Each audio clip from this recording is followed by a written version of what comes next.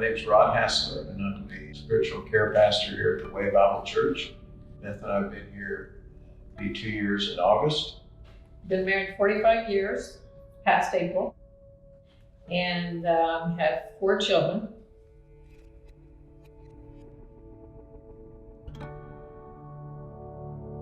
I had been in church for a number of years, prayed that God would lead me to a church, and oh, by the way, maybe throw in a good Christian girl for good measure. Beth just happened to be home from dental school, and I was quickly enamored with her, and she got up some courage to ask me to sit with her in church, so God gave me that courage.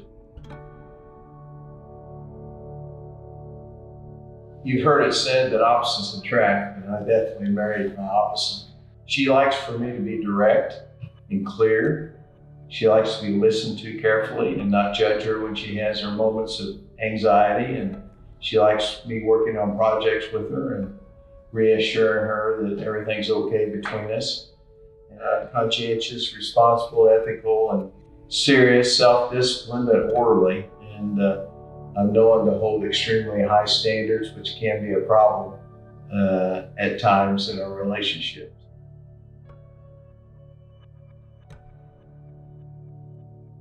My parents were not close emotionally to each other, and in fact, everybody just kind of kept their distance from each other. Work was a priority for my father growing up, and that was my priority in the marriage as well. He was a workaholic.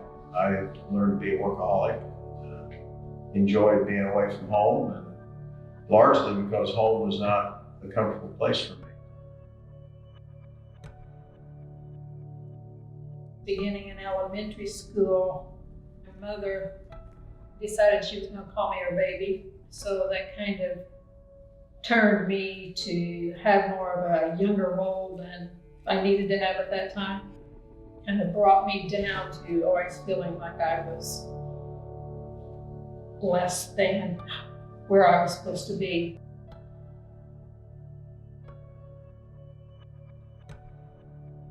Well, I think the dynamics that led to problems for us was poor communication, modest listening, and along with conflict avoidance were probably the 3 key elements that haunted us. For several years, I felt like we didn't understand each other. I felt like she didn't understand me, and I take the large majority of blame for that because I didn't give Beth enough information about myself, and I would actually withhold information from her. And so you couple that along with me not listening well, so it generated a lot of opportunities for us to get into these potholes of conflict. I was still playing the role of being dependent and insecure because when I was growing up, the role I had with my mother was I could depend on her for everything. And so I kind of moved into that with Rod. I also enjoyed being in charge and exercising my authority in the marriage. That worked well for me, but unfortunately it smothered her personhood and identity. I didn't mind to let him be in charge. So for me, it was kind of a concern of being fearful that I would make a mistake, and Rod was good at doing his things his own way. So that's the way we lived for a while.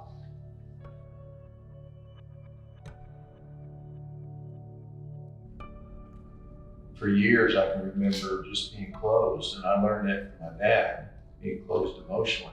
I'd have some kind of difficulty at the office, and I wouldn't share that with Beth. Her assumption was that I had a problem with her. That I just decided I was going to be quiet because I didn't want to make him upset about anything or overburden him. For many years, I wasn't comfortable with her sharing her feelings with me. It made me uncomfortable. I would just poo-poo it and kind of diminish what was going on with her because I wanted to move on. Initially, we were advised to move to counseling after Beth was in Bloomington Hospital, and she went through a series of extensive tests, and they really couldn't figure out what was going on with her. Psychiatrist actually would dismiss her if we would go to marriage counseling. In the meantime there, Rod, he decided to go on his diet and he lost 150 pounds in just 6 months, which created quite a bit of physical health issues for himself and a little bit of a reluctance for him to let me be very much on giving any suggestions for him at that time, because he was pretty happy with his weight loss.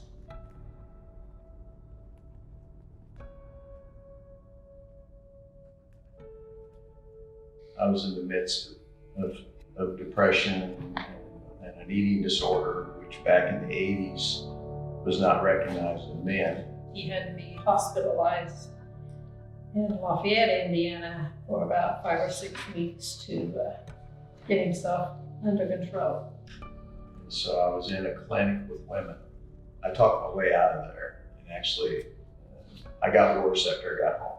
It started as a very innocent intent, but then it turned dark, and it was really hard for me to come out of that. And it's by God's grace that I was able to do that. And a grace-filled wife who stayed with me through that dark time.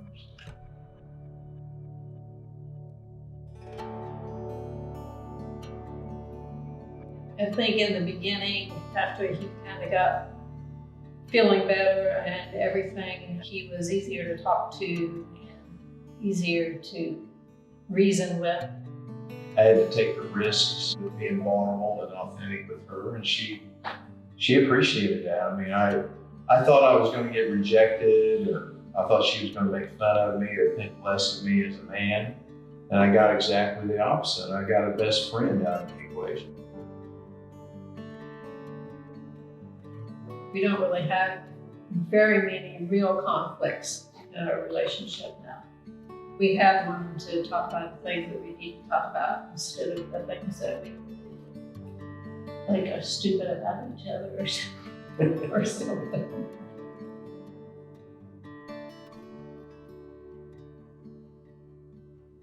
Because I saw so much improvement in our relationship, and I heard some other people having trouble similar to what we were going through, I thought that we might be able to help them.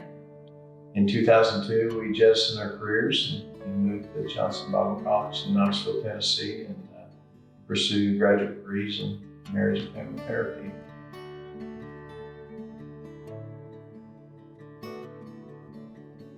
Our mission to do counseling is, we believe, the key to transformative life is based on your relationship with Jesus Christ. To further God's kingdom by helping people stay married and keep the family units intact and help couples and relationships thrive.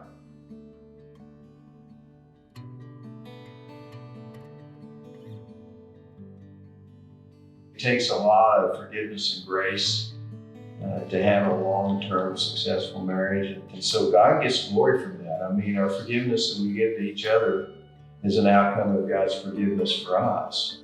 I'm grieved when I think about the years I've wasted with thinking that she was the enemy.